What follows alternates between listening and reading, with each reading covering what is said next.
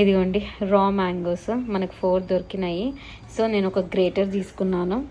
ఈ గ్రేటర్ తోటి ఇప్పుడు తురుముకుందాం మనం ఒక బేసన్లో. నేను ఫస్ట్ టైం పెడుతున్నాను. సో నేను ఒక కటింగ్ బోర్డ్ తీసుకున్నాను, నైఫ్ అండ్ ఒక పీలర్ తీసుకున్నాను అనమాట. సో 4 మ్యాంగోస్ తీసుకున్నాం కదా, ఫస్ట్ దీన్ని మనం స్కిన్ పీల్ చేసేసుకుందాము. సో పీలింగ్ అయిపోయింది. అన్ఫార్చునేట్లీ ఇది కొంచెం పండువారినట్టు అనిపిస్తుంది. సో నేను ఇది అవాయిడ్ చేసి ఒక 3 కాయలతో పెడదాం అనుకుంటున్నాను ఇప్పుడు. దాని తర్వాత ఇక్కడ తొడమలు ఉంటాయి కదా, వాటిని కట్ చేసేసుకోవాలి. And better doing half so that మనకి ఇప్పుడు ఈజీగా తురుముకోనికి వస్తుంది.